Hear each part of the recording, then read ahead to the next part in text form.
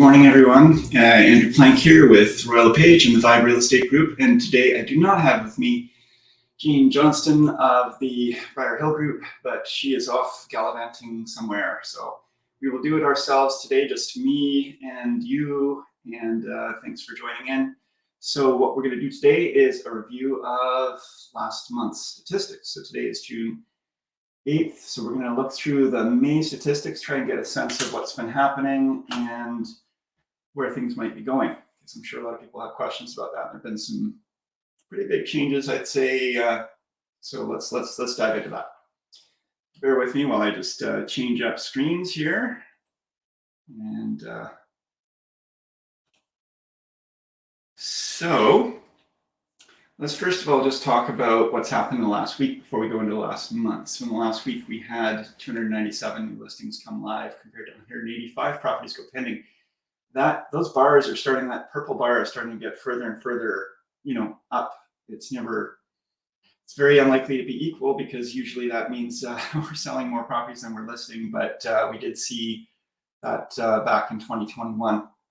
Here we are actually in what I would call still like a mild seller's market, and we're still definitely seeing a lot of properties go pending. We're also seeing, as we go down to the lighter green one, 115 price decreases. So property pricing is still really, really important. And if you're not getting your price, it's time to do an adjustment and bring it in. And still properties are expiring as well. 49 expired. So let's see, 49 compared to 297. So that's 1/6 of properties listed might end up expiring based on these stats. So interesting bits there. Now this actually looks at the month of June, and we're only at June 8th, and the board puts out these stats on June 5th. So we only have 5 days worth of stats for 2023 to compare to 2022, but we can still see that in 5 days we had 95 new unconditional sales. Let's see, 5 times, let's see, average month is going to be, say, 4 weeks in that. So, we're still going to be down probably for unconditional sales, unless sales start to ramp up in activity and speed. New listings, 159. Again, much lower number of new listings than we were seeing last year. And then active listings were actually up above last year. And that number, I suspect, will continue to see rise a little bit.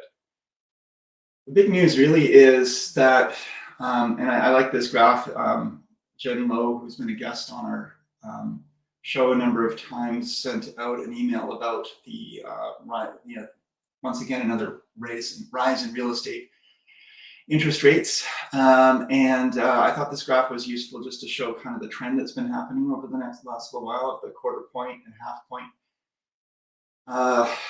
rises that they've had. Actually, that looks like a full point here back in August.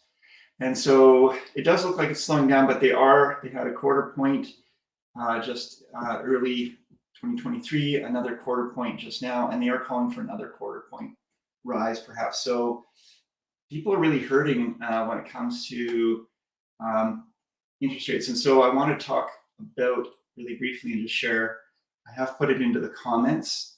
I'm going to just do a share screen and pull up an article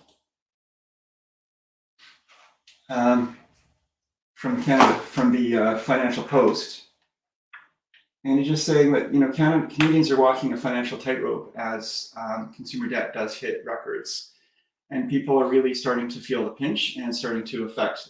I know in Victoria, prices on the island are actually higher than other places as well. We're one of the more expensive places to live. So that's really starting to impact people's spending and their discretionary income.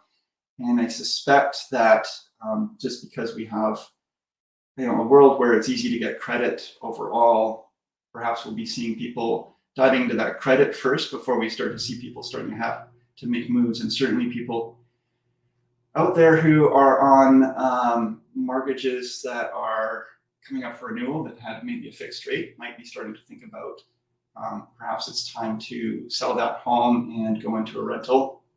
Who knows? Or maybe sell that home and go somewhere where the prices are a little less pricey. So I suspect we're going to start to see that more in the year, but it is really, really hard to predict the future. And people are always asking me what's going to happen. And I just always have to give the disclaimer that we just don't know. We didn't know how COVID was going to affect things. It was a real surprise that it made the real estate market take off. One of my colleagues who does a lot of looking at statistics and is consistently saying that, and we've all heard this, everyone wants to live on the West Coast. Everyone wants to live in Victoria from Canada. A lot of baby boomers, that curve of baby boomers is looking to move here. And if they have the opportunity and the means, then they will be coming here if they can. So balance, financial hardships against the fact that there's, retirees with maybe with fixed incomes, but perhaps, good pensions or have sold their home in Toronto for way more than they purchased it for, and for way more than they can, they can certainly buy a home in Victoria for much less than that. So I suspect we will still continue to see that balancing of the challenges, financial challenges for us mere mortals, and for the folks who've done really well for themselves throughout Canada, who might be thinking, they really like the climate and the what's going on here in Victoria. So that's one.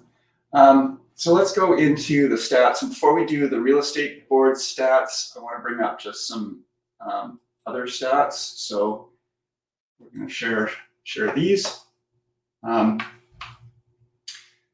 This shows the last year of activity, and I'm going to sort of concentrate on, let me just pull this up, concentrate on this one first. We can see, so the darker blue is the number of properties that listed in that particular month. The lighter blue are the properties that closed, meaning that they changed hands and financially the trend and the title went into their hands. And the reds are expired. And so if we look at each of those trends individually over time, we can see more and more expired from last June. There started to be more expiries through to December, kind of reached a peak for expiries. And now we're seeing less and less because more properties are selling.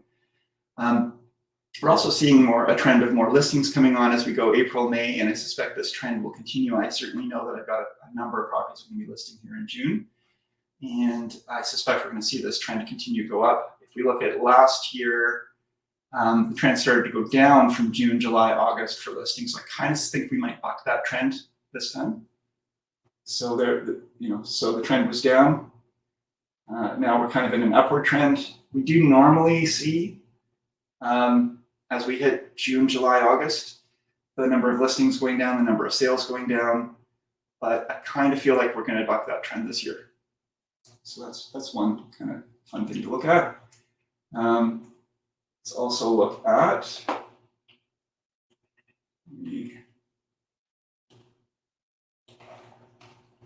this is actually what we've already kind of looked at. We had 706 properties closed in May. We had, that was down over last year. I'm going to actually get out of that one. We use that one every year, but it is kind of useful to look at a couple of these other things. And that would be, for example, here. Sorry, while I try to adjust this, let's try to make this move, and then, okay, I'm not going to do it. You can see here, this is volume, year over year trends for units closed. And so in 2019, we had 6.7 thousand, 2020, 7.8 thousand. 2021 was a banner year for sure, at 9.1 thousand. And 2022, which was quite a busy year, we were down to 6.2 thousand. And this year, we're already kind of through much of the spring market. We're at 2.64 thousand. We're certainly going to double, I'd say double this number, or close to, but that's still going to be lower than I think last year's, and certainly lower than the peak.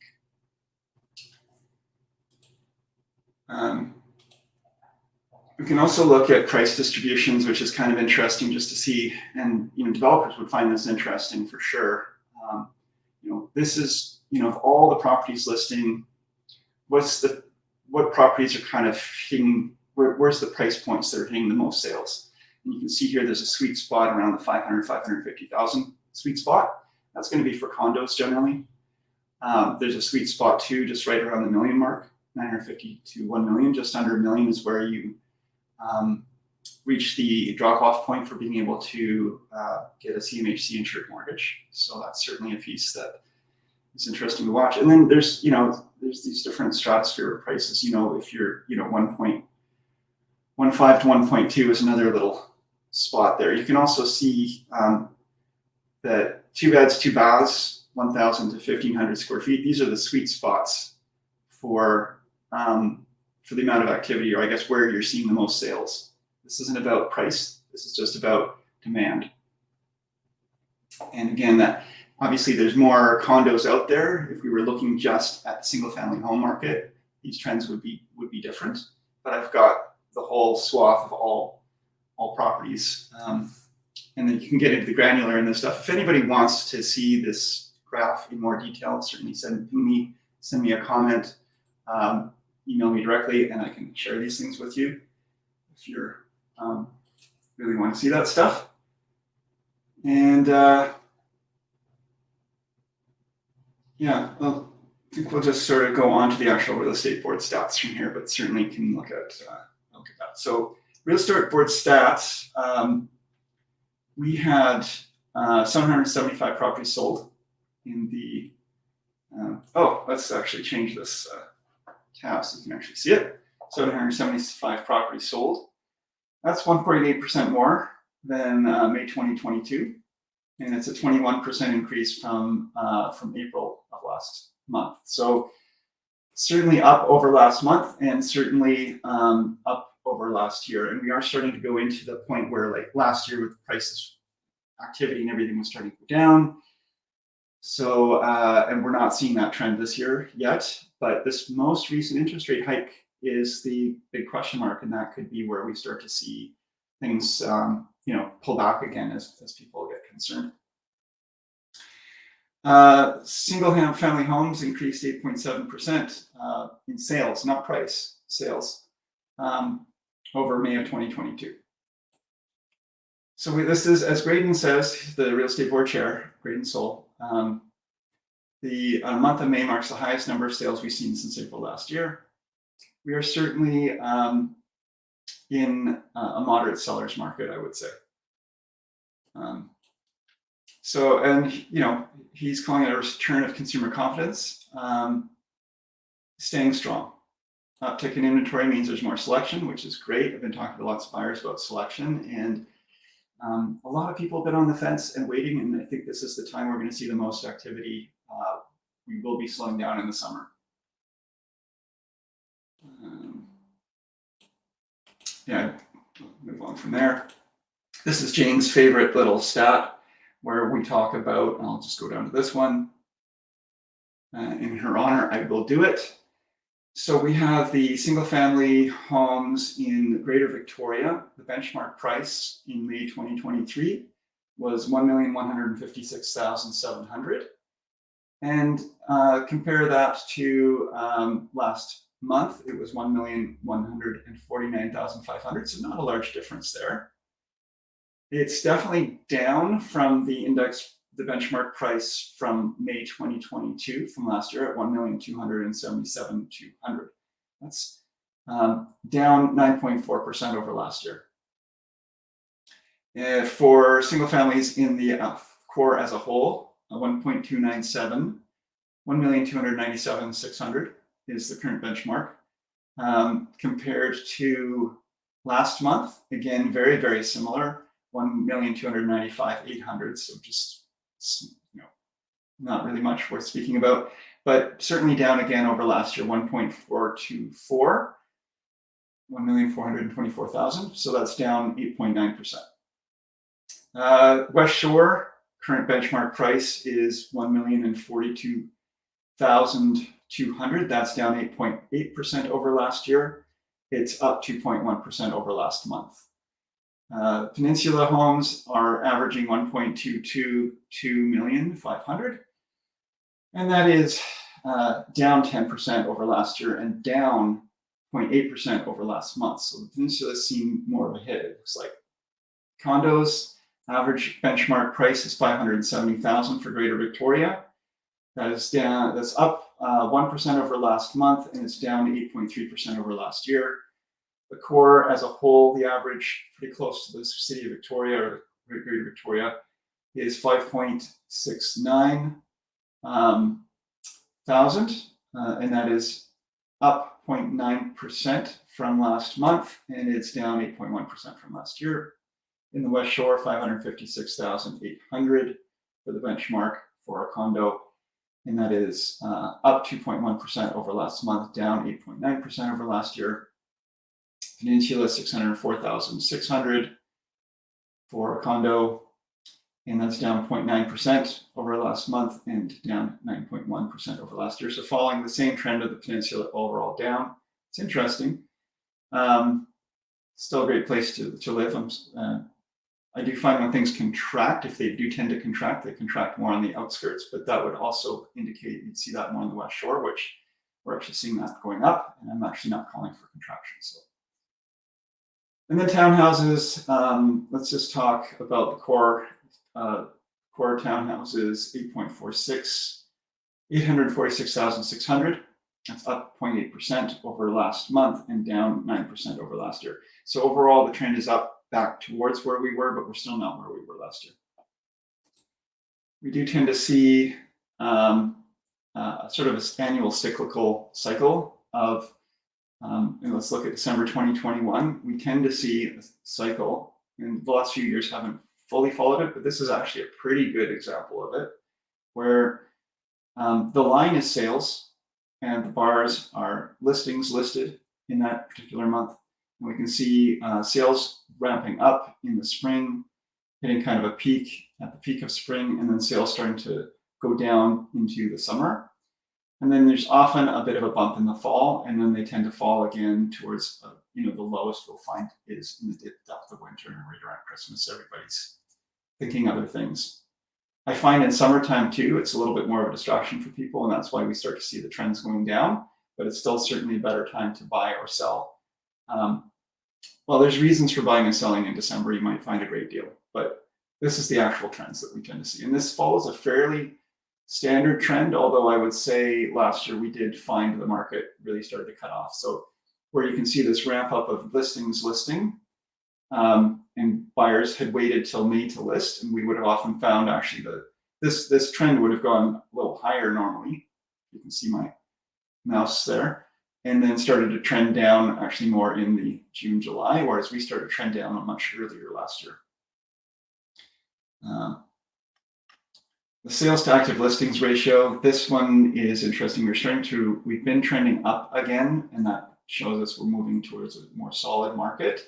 Again, these interest rate hikes could mean that this next bar that we will see might be a little more even or down. We could start to bop around a bit, but it is tight for inventory still, and that is putting upward pressure on prices. We were certainly still in a seller's market where we got down to more of a balanced market, almost trending into a buyer's market down here between September and January of 2023. You can really see where the market started to fall off in last year, kind of hit that peak in February of 2022, and then just sales really started to fall off. And that's kind of correlates with all these interest rate hikes we've been seeing and then fears that they've been bringing with people. So there you go. That's what's been kind of going on in the marketplace. Next week, we will have a guest. We haven't determined the guest yet, but next week we will have a guest. So certainly tune in, and thanks for watching this one. It was very stats heavy, so apologize for that. But if you like stats, then that's what you got. Okay, thanks folks, and we will see you next week. Bye now.